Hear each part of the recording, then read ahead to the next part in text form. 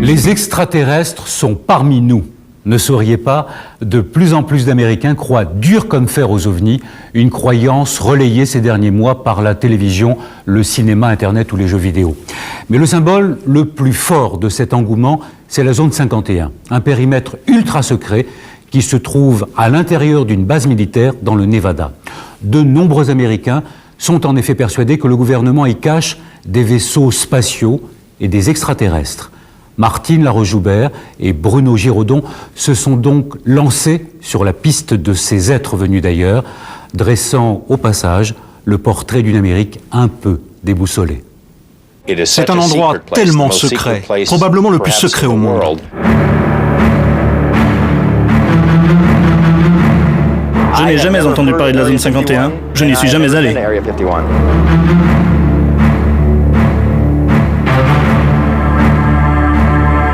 En 1984, le gouvernement a exproprié 36 000 hectares autour de la base. Donc les citoyens américains ne pouvaient plus voir cette base. Et tout le monde s'est demandé pourquoi.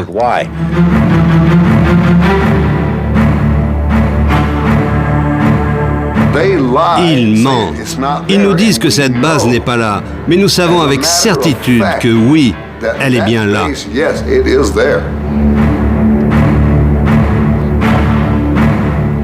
On a commencé à entendre des histoires de soucoupes volantes. Je me suis dit que c'était absurde. Mais j'ai voulu étudier la question. Et plus je l'étudiais, plus je trouvais des gens qui disaient avoir entendu des choses sur cette base.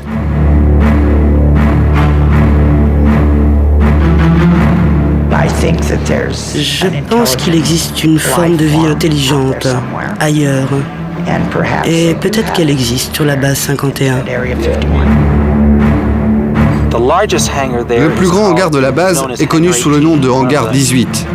C'est un hangar d'aviation probablement assez vaste pour contenir un 747. J'ai rencontré Bob Lazar début 89, grâce à un ami commun, John Lien.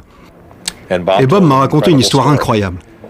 Je me suis dit que si seulement une toute petite partie de cette histoire était vraie, ce serait probablement le plus grand scoop de tous les temps. George Knapp, journaliste à Las Vegas.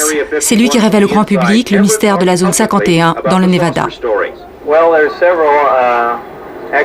Il y a 9 soucoupes volantes, des disques volants qui sont d'origine extraterrestre. Autre vedette de ce dossier, Bob Lazar. D'abord filmé dans l'ombre pour des raisons de sécurité, puis à visage découvert, il se prétend physicien, affirme avoir travaillé près de la zone 51 et vu des militaires étudier des vaisseaux spatiaux dans des hangars sous la montagne. Et les hangars sont tous reliés les uns aux autres par de grandes ouvertures pour passer de l'un à l'autre. Donc au total, j'ai vu 9 vaisseaux spatiaux. Et tous étaient différents, comme s'ils avaient la gamme complète. Est-ce que vous avez menti sciemment lorsque vous avez déclaré avoir vu fonctionner la propulsion antigravité? Non. Vrai ou faux? Bob Lazar passe avec succès le test du détecteur de mensonges, mais il affabule sur ses diplômes. Le doute s'installe, mais le Pentagone ne dément pas ses affirmations.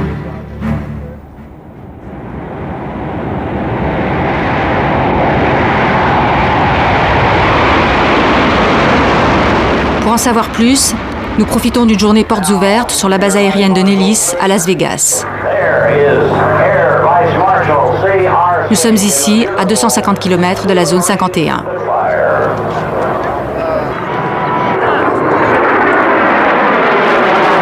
À défaut d'OVNI, ce sont les avions les plus sophistiqués du monde, dont le bombardier furtif et d'autres, qui sont présentés ici. Ceux dont les essais ont eu lieu dans la base militaire. Mais l'armée fait tout pour épaissir le mystère de la base 51 en refusant de répondre à nos questions. Tout le monde ici parle de la zone 51. Je ne peux rien dire, c'est quelque chose dont on ne parle pas.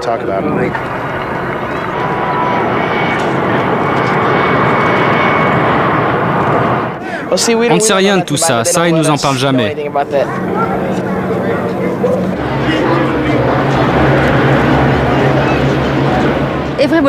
Tout le monde parle de la zone 51.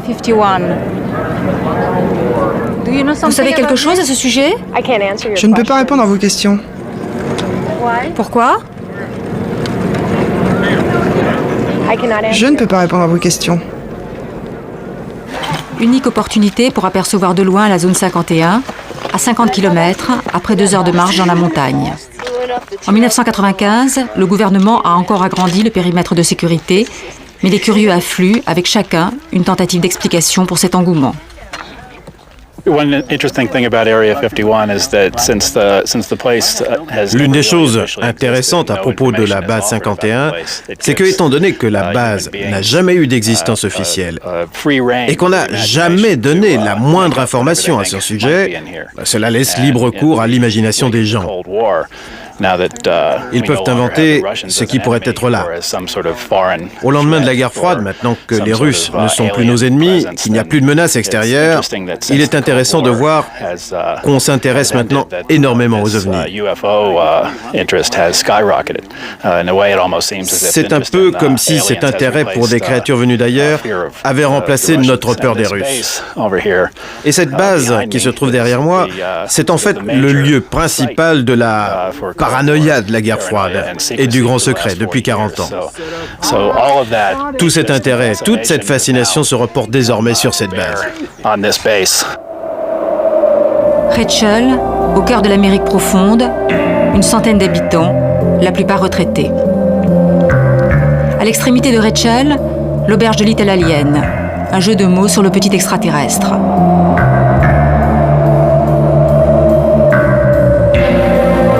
Le rendez-vous des curieux, mais aussi de tous ceux qui attendent l'arrivée de l'apocalypse avec le débarquement des extraterrestres.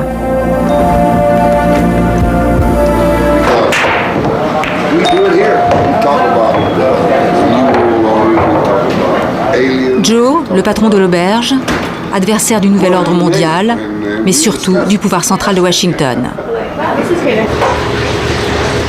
Pat, sa femme, mariée avec lui depuis 16 ans, partage ses idées politiques et croit farouchement aux extraterrestres.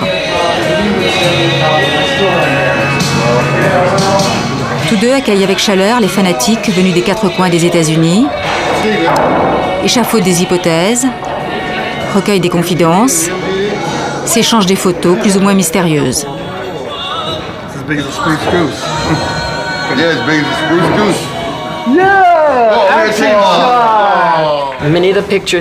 La plupart de ces photos proviennent du musée des ovnis à Orlando en Floride. Ici, c'est un document vraiment exceptionnel. Vous voyez Billy Cox qui est parti pêcher en bateau. Vous voyez là, il vient d'attraper un poisson et on voit un objet ici. Ce n'était pas du tout prévu ni préparé.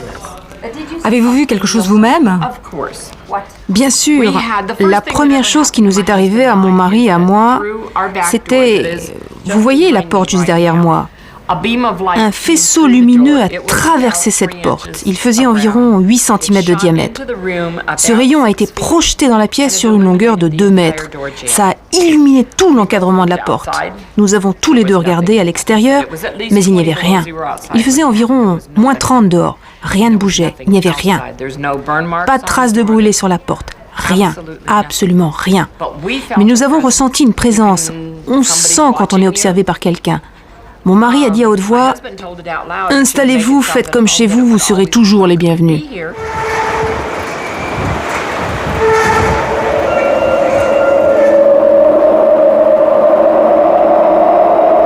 Des extraterrestres cachés dans la montagne, avec la complicité du gouvernement, une obsession partagée par un grand nombre d'Américains, persuadés qu'on leur cache la vérité. Tous les gouvernements du monde maintiennent les peuples dans l'obscurité sur ce qui est important. Mais qu'est-ce qu'ils cherchent? Pourquoi laissent-ils les gens dans l'obscurité? C'est ça, la vraie question. C'est ce désir, cette volonté de savoir qui hante tous les peuples de la Terre. Qu'on nous laisse donc travailler main dans la main. Et peut-être arriverons-nous à trouver une solution. Mais qu'est-ce qui nous manque? Ce qui nous manque, c'est la vérité. C'est ça qui nous manque. Et c'est pour ça que les chercheurs de vérité viennent ici pour tenter de glaner un soupçon de vérité dans une conversation, dans un débat. Principaux accusés de la dissimulation de la vérité, le pouvoir central et les présidents des États-Unis. Dans le même mouvement de révolte, on mêle aussi la tentative par ce pouvoir d'interdire la vente libre des armes. Le bar de Little Alien, mélange de petite politique et de petits business. Nous avons des panneaux pour les piétons qui sont rigolos. Ici, sur l'étagère du haut, nous avons plusieurs types d'extraterrestres. Nous avons le grand modèle et nous en avons aussi de plus petits. Et ça, c'est un de mes trucs préférés. C'est un sweatshirt, mais je le vends aussi en t-shirt. Et ça dit « Occupez-vous bien de la Terre ou nous le ferons ». C'est un message assez percutant.